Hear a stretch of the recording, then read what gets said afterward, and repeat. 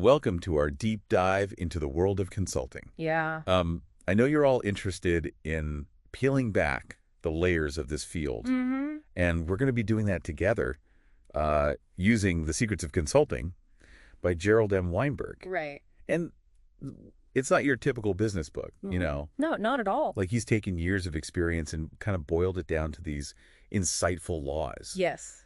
About how consulting really works. And how people work. Yeah, and honestly, how people work in general. It really is universal. It is, and it's not like a dry how-to manual or anything. No. He uses all these stories to illustrate his points, which is what makes it sort of interesting. And I think that's why this deep dive will be so valuable for you. You walk away understanding not just what consultants do, right, but how they think. Yeah, that's what we really want to get at. Yeah. The thinking behind it. Absolutely. Okay, so let's start by defining a consultant. Okay. Weinberg has this really interesting take on it. He says anyone can be a consultant. You don't have to have the title.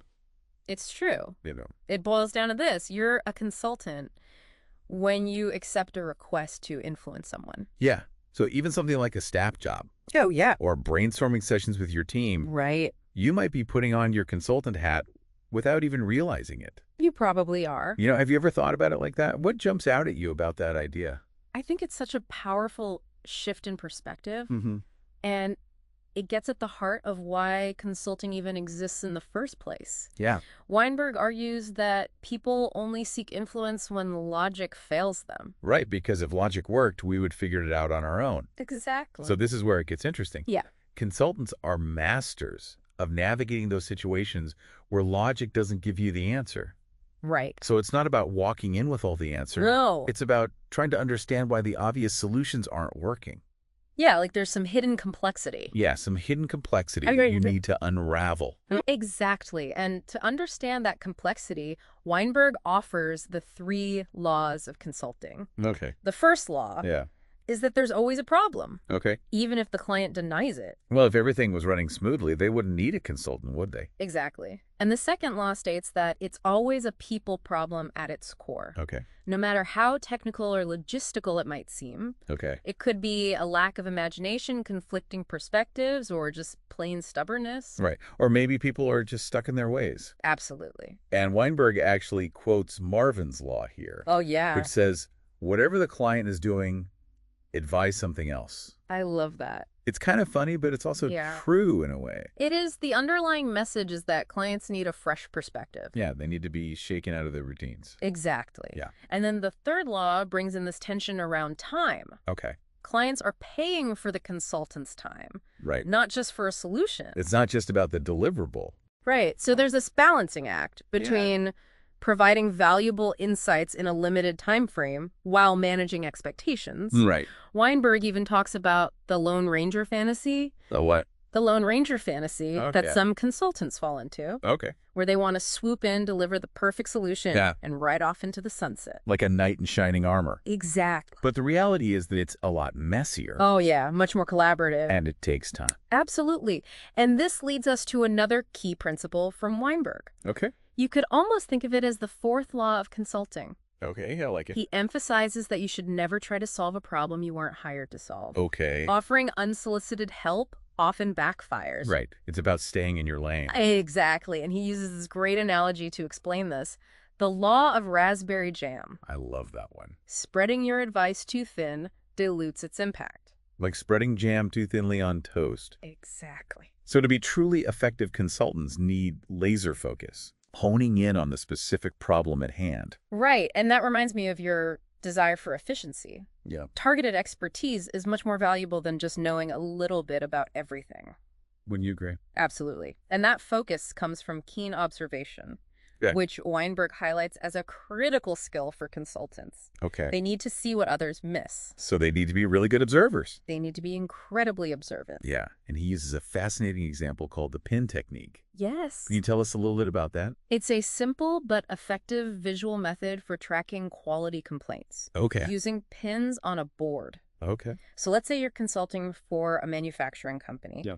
Each time there's a quality issue reported, you place a pin on a board that represents the product or process. So like a physical representation. Exactly. And over time, Clusters of pins will emerge, Okay. visually highlighting areas that need attention. So it's about seeing the patterns that are emerging. Right. So it's less about the pins and more about the mindset, It's all about the mindset. right? Being observant, Absolutely. paying attention to details, and noticing patterns that others might overlook. That's at the heart of it. And Weinberg also emphasizes the importance of understanding the history of a situation. Oh, yes. He calls it Boulding's backward basis, Right. which is this idea that the past holds the key to understanding why things are the way they are in the present.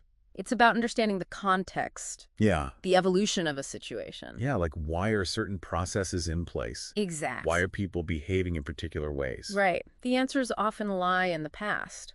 It makes me think about a time when I was Right. working with a company and You know, and speaking of looking beyond the surface level, Weinberg dives into the power of labels oh yeah. and how they can shape our perceptions. Yeah. He argues that we often buy the label, not the merchandise, That's so true. getting so caught up in names and categories Right. that we miss the underlying reality. We get blinded by the label. Exactly, and he illustrates this with a hilarious example. Levine the Genius Tailor, specializing in cripples. I love that one. It's about taking what's typically seen as a flaw Right. and reframing it as a unique advantage. It's like turning a weakness into a strength. Exactly. It's a brilliant example of how consultants can reframe a situation, Yeah. helping clients see past those labels and preconceived notions. It's about challenging assumptions Absolutely. and embracing multiple perspectives. Yes. Something I know you find valuable. Absolutely. It reminds me of how important it is to always be questioning. always be questioning those assumptions. Yeah. And this leads us to another powerful tool that Weinberg introduces, triggers. Okay, triggers, what are those? He gives this interesting example of a gas company Okay. that sends gifts to homeowners who live near their pipelines. Gifts, that's interesting. What's the connection there? These aren't just any gifts. Yeah. They're strategically chosen Okay. to serve as subtle reminders to avoid digging near the pipeline. Oh, I see. Things like a calendar to mark safe digging dates or a key ring to hold the tractor key. So it's about associating a physical object with a specific action Exactly. or a piece of information. Yeah, almost like creating a mental shortcut. Oh, that's fascinating. And it raises an interesting question for you. Yeah. How could you use triggers in your own life? I like that. Perhaps to break a bad habit, remember crucial information, or even spark your creativity. Like building your own mental cue system. Exactly. That's powerful. It is, and we've talked about observation, Yeah. but consultants aren't just passive bystanders. Right, they're active participants. Exactly. Weinberg describes them as jigglers. Jiggler. People who introduce small disturbances to help systems get unstuck. So not necessarily making big sweeping changes. Not always. Sometimes it's about identifying those small pressure points Okay. and making subtle adjustments I see. that can have a ripple effect throughout the entire system. So how does a consultant determine where to apply those jiggles? It's a combination of observation, intuition, and experience. Okay. Let's say you're observing a team meeting Mm-hmm. and you notice that one person consistently dominates the conversation, Yeah. preventing others from sharing their ideas. Right. A simple jiggle might be to gently redirect the conversation, Okay. creating space for others to contribute. So it's about being attuned to the dynamics Absolutely. and having the courage to intervene. Yes, in a way that benefits the entire system. And of course, you're going to encounter resistance to change. Oh, absolutely. Weinberg actually views resistance not as the enemy, but as valuable feedback. That's such a crucial point. Yeah. Instead of getting frustrated by pushback, Mm-hmm. skilled consultants try to understand the reasons behind it. Okay. What are the underlying concerns and fears Yeah. driving that resistance? He shares a great story about a hotel guest dealing with a noisy dog next door, Oh, yeah. highlighting that the most effective solution isn't always the most obvious one. Right in the story, the guest discovered that the dog barked because it was lonely. So instead of demanding the dog be removed, Okay. the guest simply asked the owner to leave the radio on for the dog Yeah. when they went out. I see. A simple act of empathy solved the problem. That's beautiful. It's a reminder that understanding the human element, Yeah. those emotional needs and motivations, Mhm. is often the key to finding effective solutions. And this idea that resistance is information Yes, can be applied to so many areas of life, not just consulting. absolutely. And this leads us to a fascinating paradox that Weinberg introduces. Right.